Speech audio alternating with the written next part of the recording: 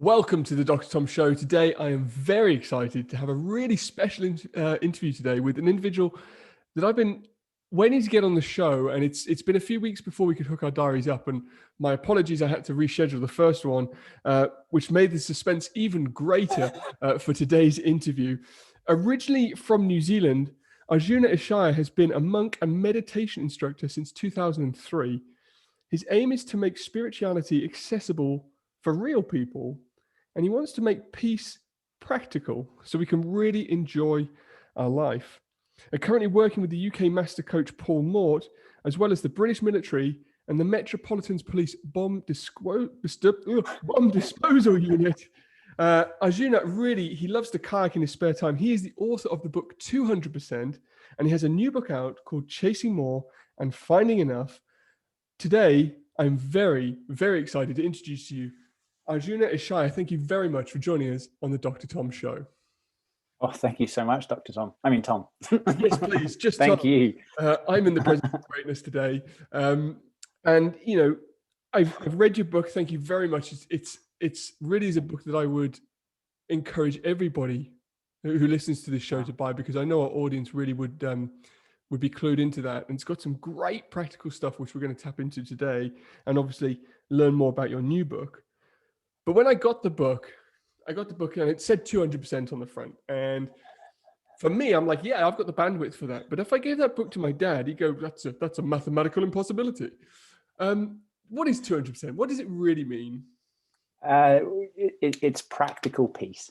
So it's the inner journey, the inner foundation, mindset, attitude, presence as a foundation for the outer life, the outer journey. So I think we all instinctively know that when we're stressed and struggling and negative, that internal does not create a good foundation for an external enjoyment or effectiveness. You know, we spin around in circles faster.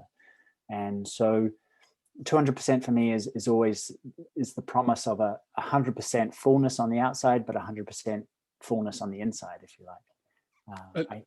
I like that concept. And tell me, and we're going to jump ahead a little bit, but I want to come back in a second. But does one have to precede the other, or can they happen at the same time? Or, you know, the outside then to the inside, or the inside to the outside? Where do you see that coming from?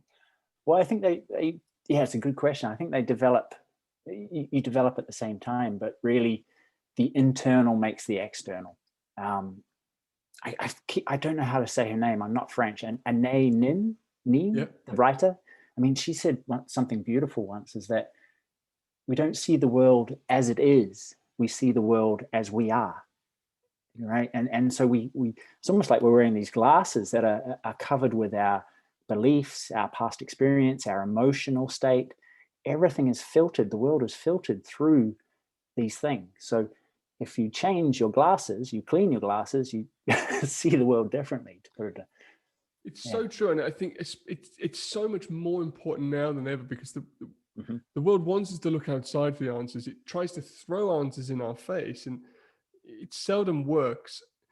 Tell me, how did you start on this journey? Because, you know, 2003 isn't that long ago, and well, I suppose it is now. But what were you doing beforehand? Because you're outdoors instructor, is that right? And how did you fall into, you know, meditation, being a monk? What spiraled that? Yeah. Well, I saw in my clients and myself, when my head was in the right place, I could do just about anything, and anything was enjoyable. You know, I became an outdoor instructor because I loved being in nature. I loved kayaking and climbing, and so I thought I might try and make some money from a hobby. But I found that our minds can create work and drudgery out of anything. And so I really saw that I didn't want to let that happen from something I love so much. So I was like, man, if my attitude is in a good space, then every day is not a work day. Every day is fun. If I'm in a bad place, then no matter what I do, every day is hard work. And the same with the people who saw me. I saw them about teaching skills, but it was really about teaching things like self-confidence and getting up when you make a mistake, getting up and going again, and trying, and persistence, and teamwork, and, you know, all this stuff. And so it was really between the ears. But I also kind of the sense of flow. Some of your listeners may get that experience of when you're completely immersed in the moment. I would be up a river and there was just nothing but this, and it was so satisfying, so complete. And maybe I'd get back home after an adventure, and it would last for a week or two.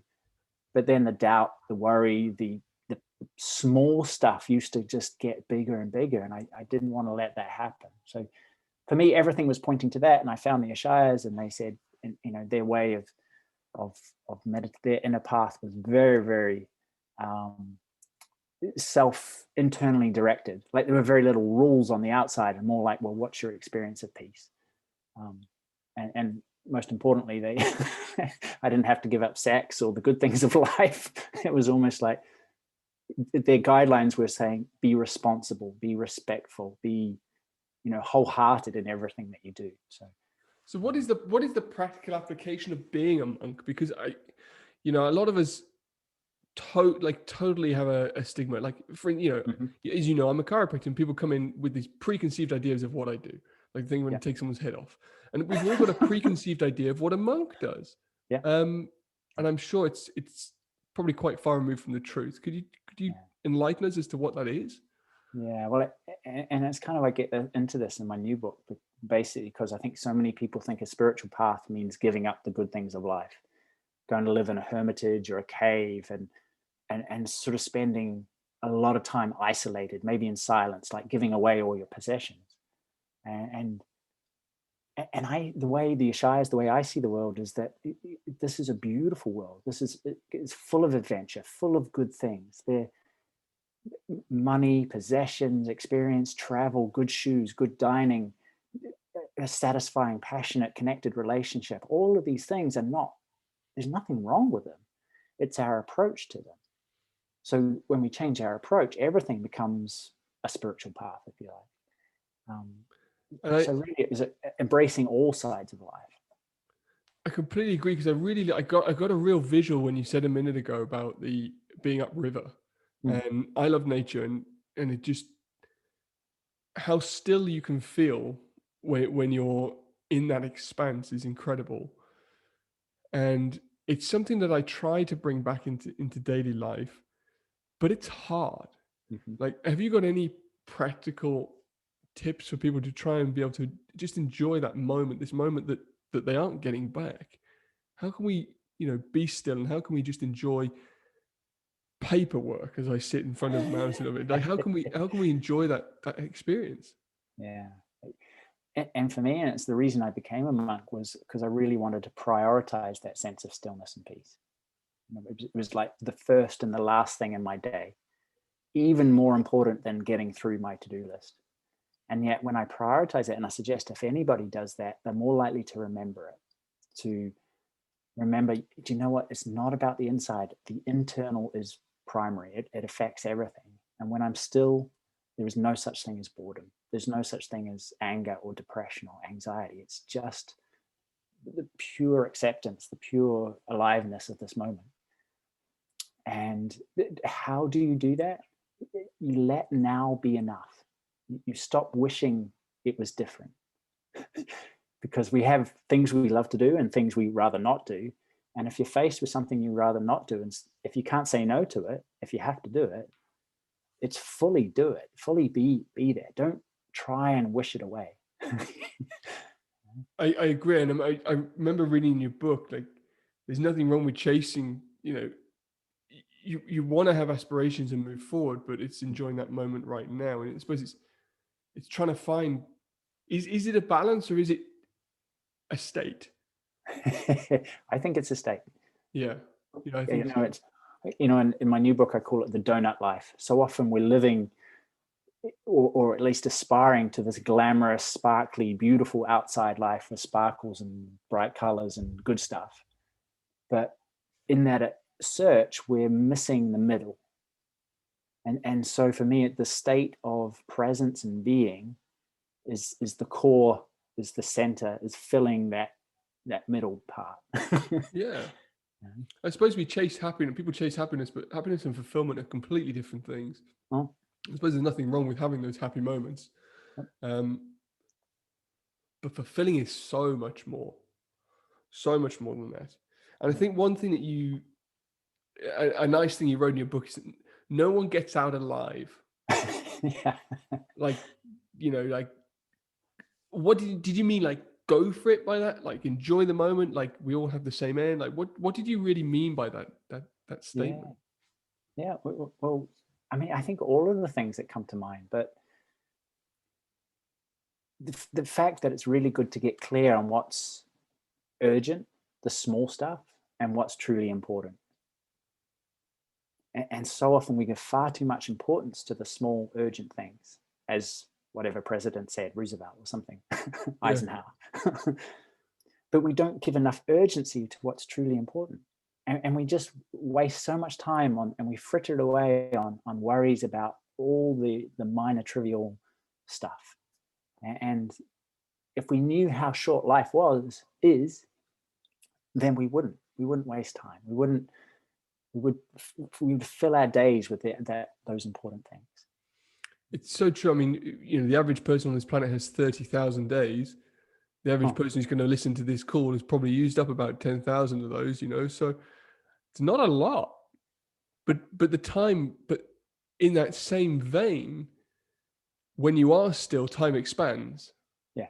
You feel that you have that, that more time in that stillness and in that enjoyment. Yeah. I was just thinking about something you wrote in the book, and I've marked it, but I think I wrote part of it down here. Stress is found in our relationships to things, not the things themselves. Yeah. Now, it's quite selfishly, I want you to answer this, because I have been saying this to my wife for years. But it is so true. Like, we all go through trials and tribulations. And we tend to say, oh, you're stressing me out. Oh, that stressed me out. But that's not necessarily true. If I'm hearing you right, it's we are finding the stress in that situation. Could you share some wisdom on that and how people can maybe reframe to improve those situations? And actually, quite frankly, it would help improve relationships if people, saw that. Oh yeah, and if they took responsibility for their own reactions. Instead of pointing the finger. And as you say, I mean, people do a host of things that annoy us. They do things that we don't expect or want, and that's the reality of life. On one level, especially if you're related or sharing a roof, you can say, hey, could you try this? Yeah. Could you please help me by doing X, Y, and Z? But really, even with that, you can't control them. You just got to go, if I want to spend time with this person, this is the way they are. I can't change them, but I can change the way I react to them. Was it Ayn Rand, philosopher Ayn Rand? She said, "Take care of me for you, and take care of you for me." And it's having that selfishness, isn't it, that actually can lead us to being more selfless. Yeah. Go on. I was just we were talking about we're talking about police and military and various people with high stress, high pressure jobs. And I tell that to them all the time, is that you're useless if you have no battery, if you have no reserves, if you have no space in your system. So running around trying to look after everybody else, but not taking that what seems selfish time for yourself, then is crazy. Because when you're at 100%, everybody wins. When you're not, nobody does. It's that whole idea of when you get on a plane and put your own oxygen mask on first if there's an emergency. Yeah. But I talk to mothers about that, and they say, "No way, I'm dying. My kids are surviving." So even then, it's like, yeah. But if you have 3 kids, you only get to the first one, then, don't you? Well, I'm going to use that. Hey, there you go. So I'm intrigued. How did you get to work with the the police and the military, and what do you bring to that? What I would say is probably quite typically an alpha environment, which maybe is less receptive to what you speak about. How did you get involved with that, and how's it been taken, and what's coming of it? Yeah. Well, my village is quite close to Catterick up here in North Yorkshire, you know, the big army base. And it was just on my mind, and seeing, I think what fixed it was maybe an American stat that said there's more suicides from veterans and serving personnel than actual on tour wartime casualties in, say, the Falklands or something like that. There's more people, more soldiers, more ex-military dying from their own hand than an enemy. And I was like, dude, I can do something. I can help. I can try and help. And so, yeah, just started approaching people. And you're right, very, very, maybe not cynical, but definitely skeptical. You know, Yeah. what is this? Holding hands, sitting around a campfire, singing Kumbaya. And so the first couple of courses, they were very much sitting back, arms folded, going, well, kind of, you know, prove yourself, which was awesome because I had to. You know, I had to learn to speak their language and say things from their point of view so they would get it. But since then, we've had waiting lists for the courses. It's been very, very, very popular. So been going 5 years or so now. So yeah. That's so good. And I like the fact that you know, in your bio, we spoke about the fact you want to make peace practical.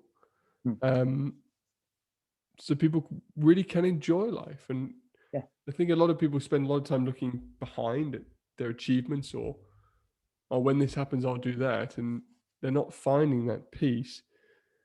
And if someone's listening to this call now and is struggling to get present and find some peace, what could they be doing straight away? What could they do as soon as they stop listening to this? well, even as they're listening, just some slow belly breathing in through the nose, deep into the belly. So keep the chest still. Just feel the belly button coming away from the spine, and relax the belly. Really, just let now be enough. Don't seek to get anything. Just for a moment, suspend what you have to do. Suspend your worries. Suspend this afternoon or tomorrow, and just be here. Just really be present. And see if you can just consciously relax your body a little bit. Open up your senses a little more. You can even, if you like, find a point just in front of you and gaze at it. So fixing your eyes, but not staring at it. And then open your vision up. So instead of looking straight ahead, sort of tunnel vision, you're just noticing what's beside you as well. And so you're locating, just welcoming the light, the color, the texture in, noticing the space around you, noticing the quality of this moment. I love that. And physiologically, that vacant stare is actually a great way of resetting parasympathetic, our rest and digest, our chill system. Yeah. And I saw an article from, I think it was England's junior rugby coach, and just saying the juniors are losing the ability to be aware of what's beside them, which is so important in a game like rugby. You know, they're so training the mobile phone stare, the computer stare, the gaming stare, which is part of life, part of vision, but it's become so strong. We have no awareness of anything else, that wide open, taking it all in gaze. And perhaps just another contributor to why there's so much anxiety and panic and stress and etc. I completely agree. I mean, from a biological, physiological level, that the blue light, the change. And what I heard there is there is a lot of talk at the moment about there being a conscious evolution in humanity. But the trend we see so much is away from it. Yeah. Do you have any thoughts on that? Do you think people are becoming more aware? People are becoming more in touch with maybe a purpose for being, their spirituality, as being part of this planet, not separate to or owning. Do you see a shift and a trend and a change in a positive direction for that? I don't know. Again, the first time I've actually met people face to face was a couple of weeks ago. We had our first face to face course after lockdown, and it was obvious this was a same group of people as usual, but different, and that the lockdown had been hard on them. I don't think they realized exactly how hard it had been. I hope so. I've heard the theory that sometimes things kind of have to come to a point of pressure before people do something different. And so maybe all the confusion and conflict and everything is part of that. People having to suffer a little bit before they go, hang on, I want to do things differently. I don't need to follow the way I think I should do things. So yeah, it's a big fat I don't know. Yeah. I think it's nice to be, and again, like, we're living in the moment. Nobody knows the answer of the future. Like, well, I don't perceive that people do, but I do believe that there is a purpose, and you're right. Diamonds are made under pressure, and everything changes. We get stronger from pressure that we put ourselves under, and the pressure and the uncomfortable might be going into this spirituality and stillness, because it might be comfortable for you to be racing ahead and driving, but that's not actually improving or changing your life. No. And if you are struggling, if you are having a difficult time, this one thing I read is, life does not bring you happiness. You bring happiness to life. What do you mean by that? Well, I mean, obviously life does make you happy. There are events and things and stuff that it makes you happy. And COVID's shown us that. Hanging out with our friends, being able to go out for a meal, playing with your sports team, running races, for example, all of this stuff creates an environment where we're more likely to be happy. But what I wanted to point out in relation to your last question is that we can't wait for that, because it might be, it might not be. The conditions might be perfect, they may not. And for a long while, they haven't been perfect. But we have the choice to create the conditions where our own happiness, our own satisfaction can come through. And that's very much through very little, small stuff, small steps that are so powerful in terms of, I'm thinking of appreciation and gratitude. I'm thinking of, how can I help somebody else? How can I make a difference? And drinking water, moving every day, all these kind of, getting good sleep, all these simple things, taking time out, all these simple things create a huge, huge shift in us. But one of the biggest things is, of course, we can't wait for the world to be different. Really, you make a difference just through your own presence. How many people do we touch every single day? And Maya Angelou, the writer, said, people always forget what we said. They'll always forget what we did, but they will never forget how we made them feel. And it's that solidness, that loving, accepting presence speaks. It resonates like a tuning fork, a musical kind of alignment. The same deal. Our presences and our beings, how centered we are carries. And so don't wait for the world to be different before you're different. Because often we will look at the world and say, well, this needs to be different. And yes, you're right. But find the ultimate, the perfect sense of alignment and satisfaction within yourself, and then you're much more likely to be able to do something from that sense of being. So we never know how far-reaching things we do actually, manifest. Yeah. For instance, looking somebody in the eye, which is not necessarily done so much these days, or smiling at someone, which we should be doing more, in my humble opinion. But that can change that person's day, and then that person can change somebody else's day, and the ripple effect is huge, and it starts with us. Yeah. So I read your book, and I really enjoyed it, and it made everything make practical sense, and which I think was brilliant. And as I said, I do recommend that people get 200%, which you can get everywhere, and we'll put links in the show notes for that. Why did you decide to write a book after that when that one was so complete? Yeah, I know. But I do like the title of it. It says "Chasing More and Finding Enough." Like, I always get told off for chasing and wanting too much, and then getting frustrated and wanting to be still again. And what caused you to write a new book, and what's the premise of that book, and what can people get from it? Because is it out now? Because I think we said when we were booking this call, it was coming out, but is it out? Yeah, not yet. I've just finalized the cover with the publisher, and Great. so I think within the next 8 weeks it'll be on shelves. I'm thinking. Perfect. So, yeah. Well, we'll put the name in the show notes, and people will be able to find it for sure. Yeah. But and to your question, I think that's a problem all authors have, is like, well, I've already said everything I need to say. What's the point of a second book? But apparently that's have you heard of a guy called Stephen Pressfield? I don't think I have. I really, if you're any kind, or your listeners, if they're any kind of creative, he's wonderful. He's got a book that starts with the war of art, and he talks about all the self-doubt and the barriers and this sort of capital R resistance that stops us from really doing our mission of giving the gift that we have to our world. And that's a big part of it, is that, I have nothing original to say.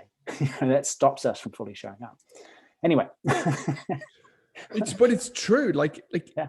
even to the point where it's what ears are you actually appealing to? So, you could tell your spouse that they should be eating kale because it's really good for them. And you've been telling them for months that it's great for them, and they don't listen. And then they come home from a weekend away and say, this person told me that eating kale is great for me. Like, come on. Like you say, not much original has been said, but not in your way. And I think that's what's important. So please tell us about this book and what people can get from it. Well, I really wanted to dive into that idea, because the military, when I approached them, so many of the guys are saying, I don't want to lose my edge. I don't want to lose my aggression even. I don't want to become someone different. And at first I was shocked, because my inner practices made me more authentic, less scared to be me. Nothing to prove, nothing to hide would be the 6 words that would sum up the results of any kind of inner journey. And yet people only saw it in terms of being different, being placid, becoming complacent or a doormat. And I was saying, no, that's not true. It makes you, the whole Chinese concept of Wu Wei, of not forcing, of going with the flow, of really tuning into the moment.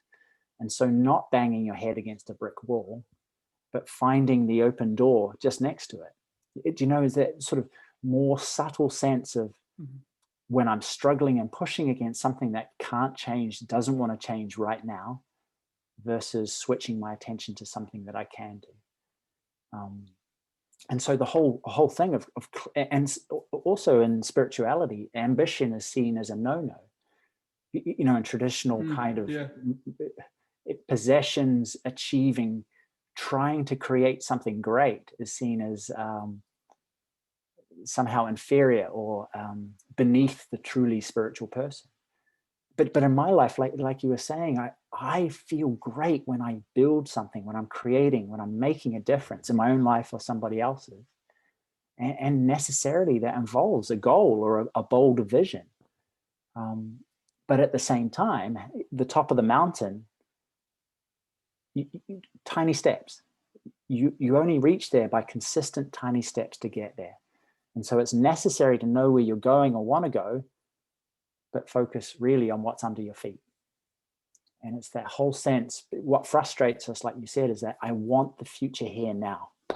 I cannot be happy unless I have it now. Yeah.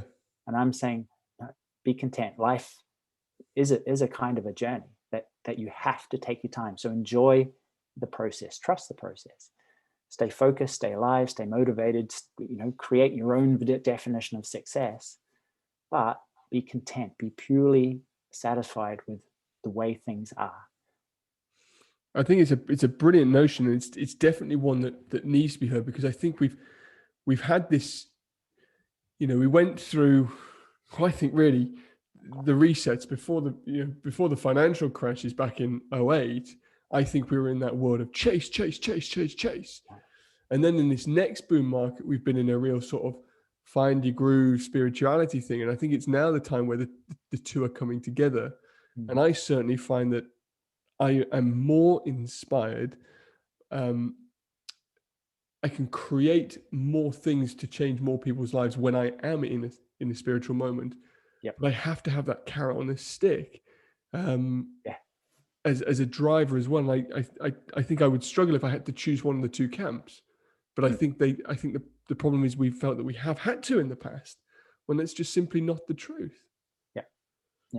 Yeah. And I remember years ago having a conversation with my brother, who's a high level banker in New Zealand, and he was kind of being a bit provocative, but he was saying, you know what, I get paid to be stressed. And I was like, you don't get paid to be stressed, you get paid to be responsible. There's a huge difference. Stress does not equal responsibility. Flapping around does not create better outcomes. But I think flip that, conversely, like people assume that the more wealthy or paid for stress they get, the less stressed they'll be. Oh yeah, that never changes. Yeah. There's a vast difference between numbers in your bank account and the feeling of abundance, the feeling of freedom, the feeling of security. And I asked my military guys this. I said, okay, who wants more money? And everyone goes, yes. Why? Why do you want it? Because I want to not to worry. I want to look after my family. I want just to know everything's going to be okay. And I say, do you know how much money you need? And no one does. It's maybe 1 in 50 will say, yeah, I know exactly how much I want. But people are just wanting more. I want more. I need more, because more equals more security. And that's not the case. Not the case. No. I could sit and literally talk to you for hours and explore worldviews. And I think I'm going to be running another series of the podcast where we delve deep with people who've really done well on the show. And I think you're definitely going to be one of those. Oh, cool. That'll be fun. Because I think we could really, really go deep on one of these issues for sure. But Arjuna, if you could leave our audience with one great piece of wisdom, piece of advice to take away today, because I know they've got a lot. I'm sure their heads are spinning a little bit. They want to just sit and be still. And I'm going to say the first thing that they should do is buy 200%, which is out. And as soon as chasing more and finding enough is out, then to get that too. But what can they do right now? Like, what is one piece of advice that you would give people to make a real difference to their lives?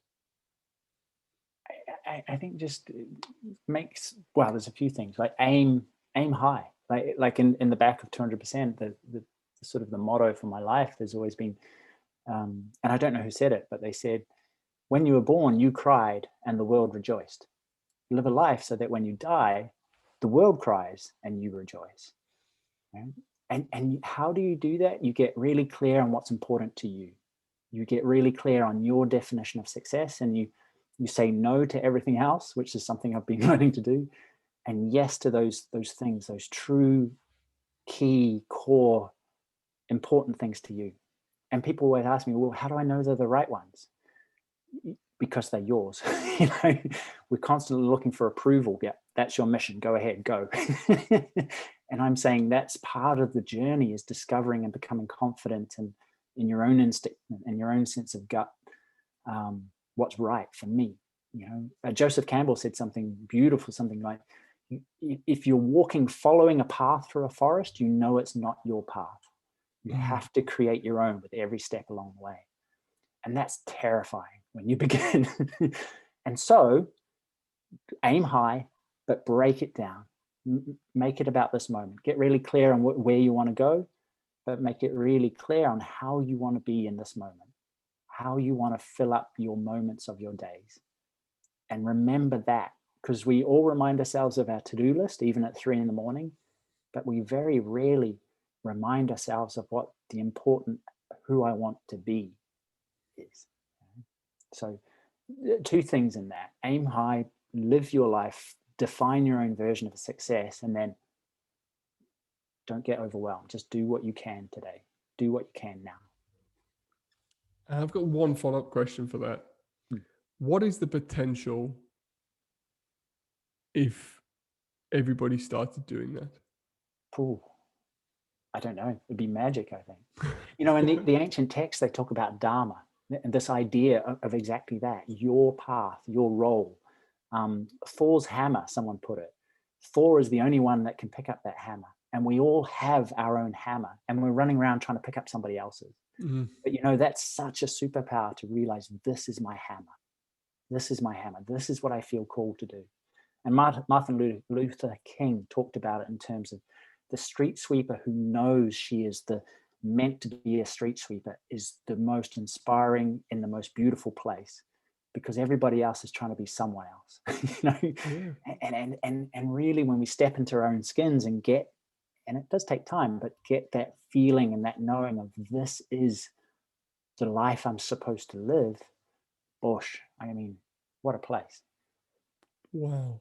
I mean, it'd be the end of conflict, I believe, because all of a sudden people aren't wanting stuff, needing stuff on the outside. Oh, you've got what I want. I'm going to take it from you. I'm going to make myself feel better by making you angry and upset. Ha ha ha. You know, it's like you enter a completely different game. And it's about building, not destroying. It's about supporting, not conquering. You know, and so I think one person making that move is an incredible thing. That's what I think. I love it. It's extraordinary, and I do hope that I know that the people listening will certainly take that on board and find the time to work on themselves. If they want to find out more about you, where can they go and how can they get in contact? Yeah, well, I'm on Instagram and Facebook quite often. I part of my little mission is try and make social media more inspiring and enlightening. Not that there's anything wrong with, you know, funny videos, but I just want to kind of counterbalance the negative. And then arjunaishaya.com. So, yeah. Perfect. And we'll put links to that in the show note. Arjuna, thank you ever so much for joining us on the show today. I've really, really enjoyed it. I feel so much more calm than I did while I was hashing your intro at the start. Oh. But thank you ever so much for taking your time to be on the show and inspiring thousands of people. We really, really do appreciate it. Oh, thank you. You the same. Thank you for doing what you do. Thank you, mate. Pleasure.